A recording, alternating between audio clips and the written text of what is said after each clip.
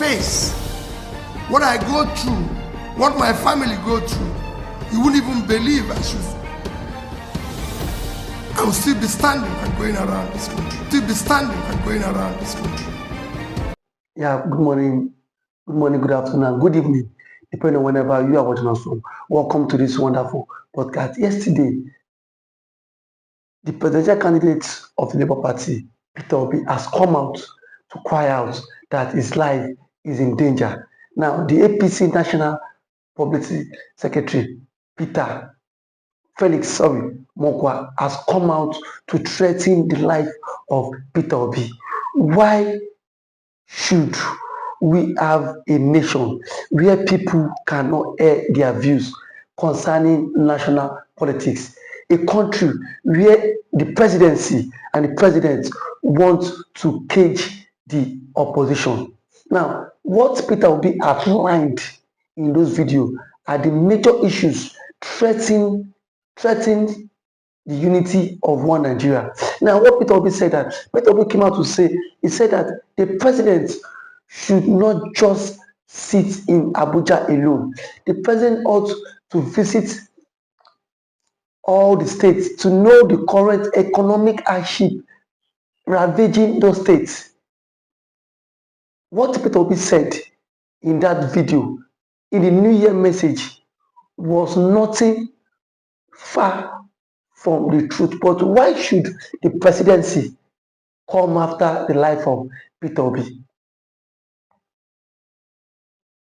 A country where the ruling party does not want the opposition party to criticize them.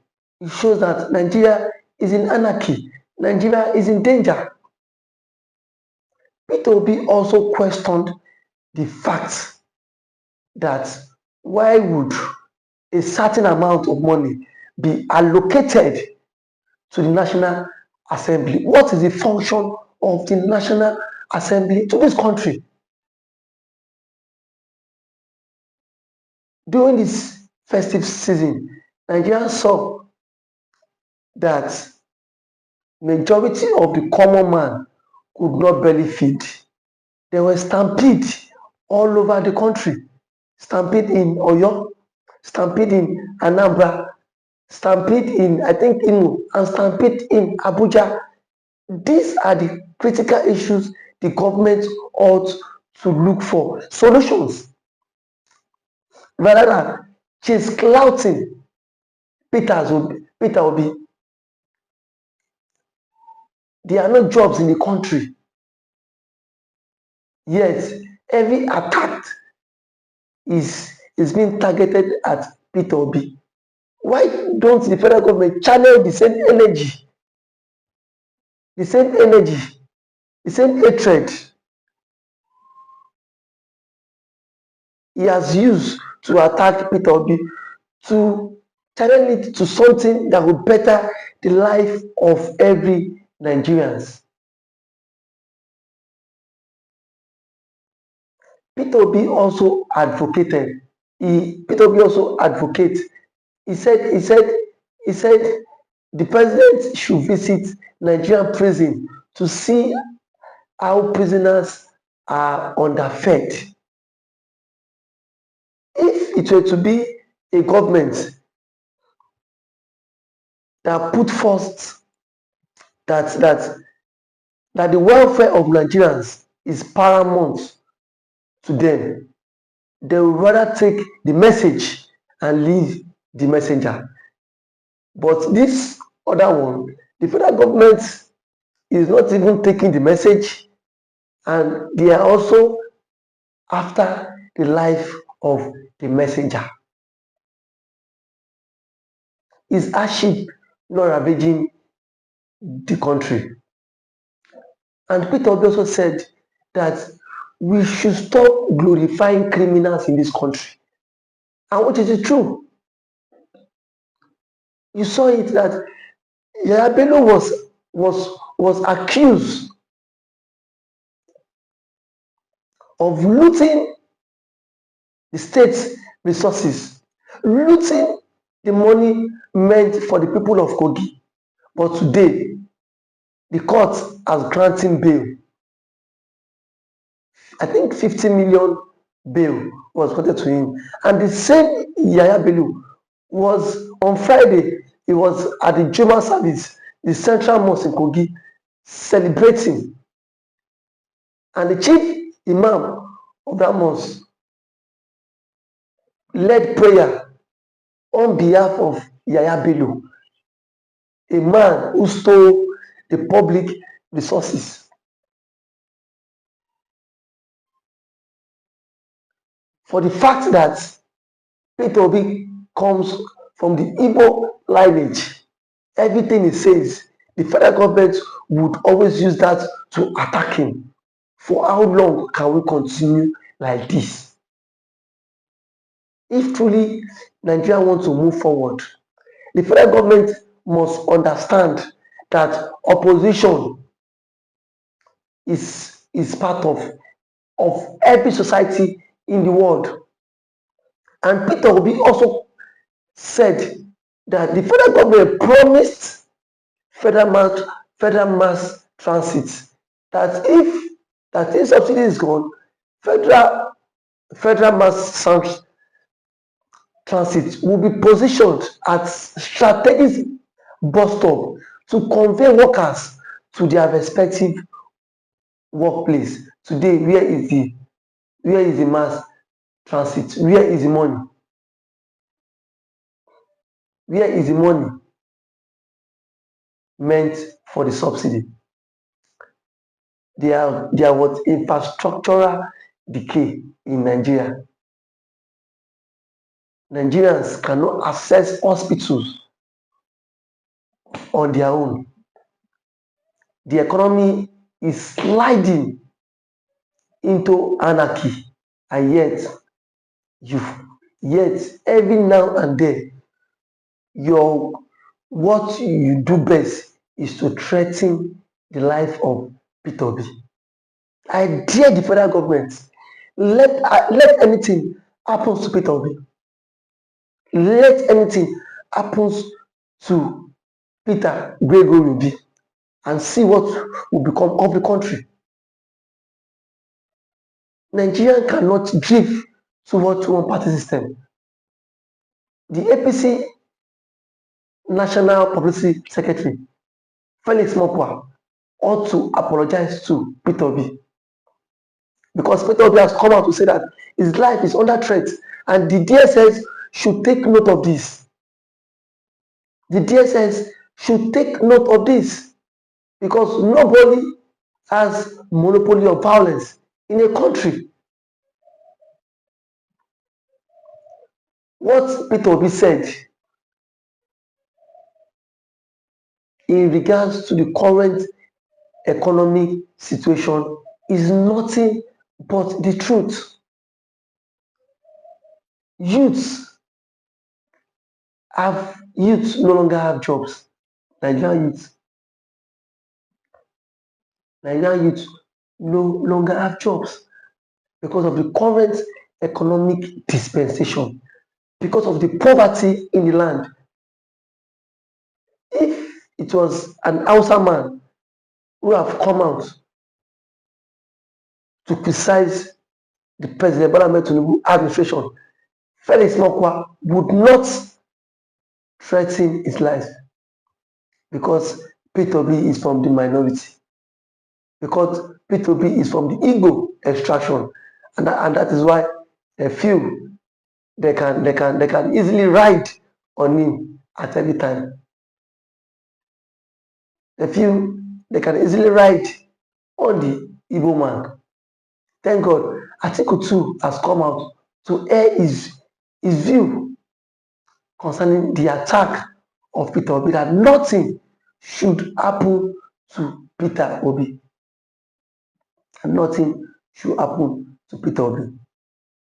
Nigeria is gradually drifting into a one-party system, whereby most Nigerians are scared to air their views.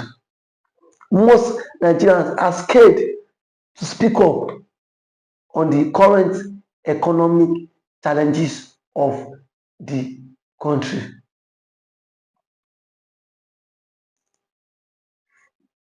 My take on this is that President Bola Ahmed Tinubu cannot gag every Nigerians.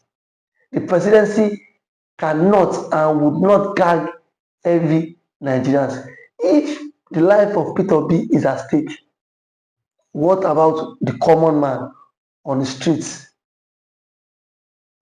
coming out to speak about the displeasure of the one Nigeria? And today, that is the reason why the Igbo man is saying, I want to go. That is the reason the Igbo man is chanting, I want to leave Nigeria, because of the injustice in the system, because of the tribal sentiment, the hatred ravaging the system. A system that is only meant for the political class. A system that is so fraudulent. A system that is biased. A system that nothing good might come out of it.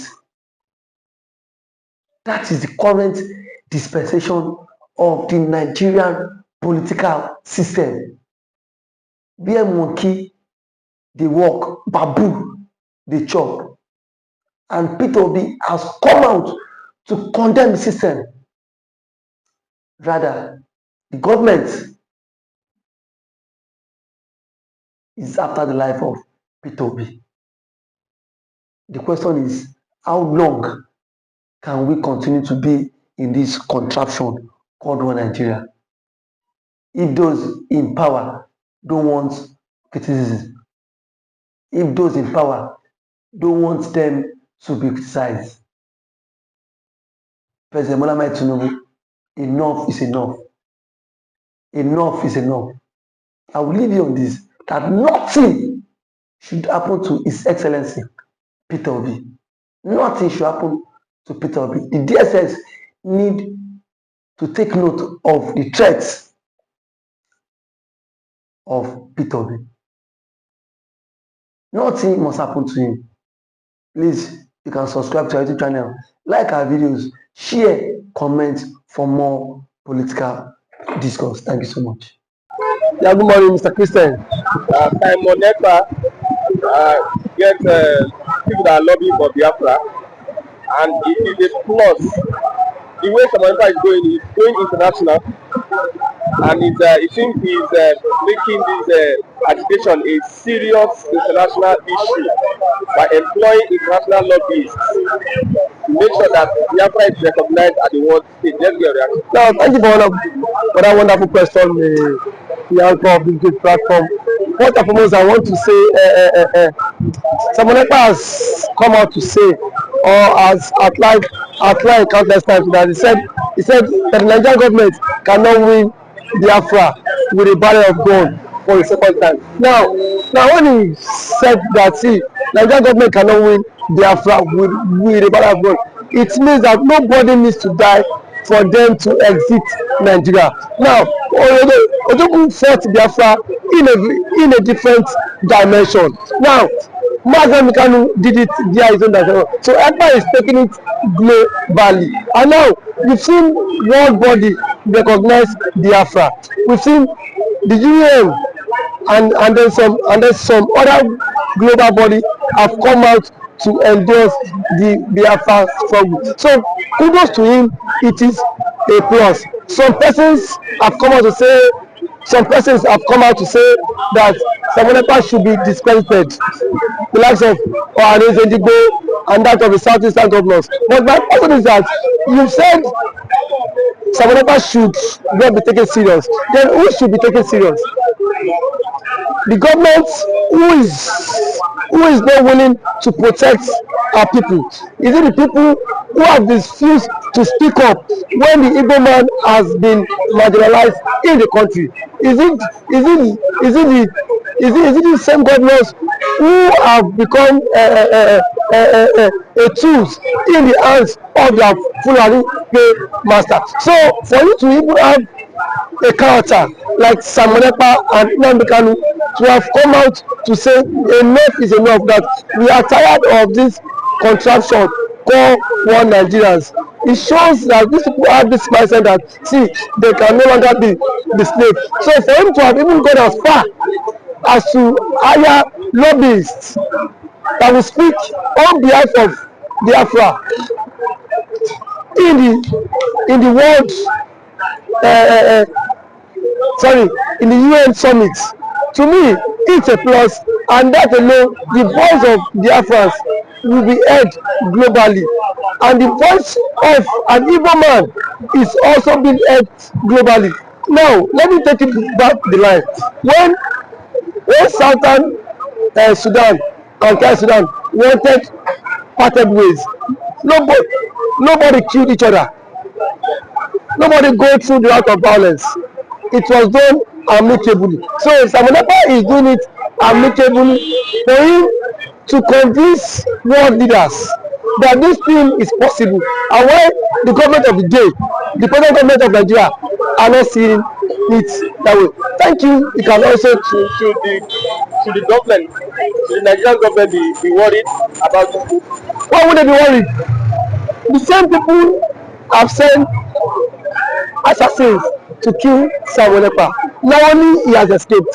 So see, one thing about it is that the government of the day, they are panicking. There's panic. You know what it is now? So a particular tribe, a major tribe, to exit your country. You know how an Igbo man is.